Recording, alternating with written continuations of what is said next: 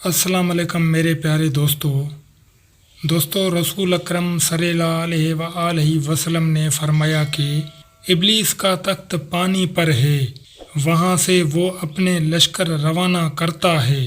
اس کے نزدیک سب سے زیادہ پسندیدہ شیطان وہ ہوتا ہے جو سب سے زیادہ لوگوں میں فتنہ ڈالتا ہے۔ اس کے لشکر میں سے ایک آ کر کہتا ہے، میں نے ایسا ایسا کیا ہے۔ وہ سردار کہتا ہے، تم نے کچھ بھی نہیں کیا۔ پھر ان میں سے ایک آ کر کہتا ہے، میں نے ایک میاں بیوی کے درمیان جھگڑا کر دیا۔ وہ اس کو اپنے قریب کر کے کہتا ہے، ہاں تم نے بہت اچھا کام کیا ہے، اور اس کو گلے لگا لیتا ہے۔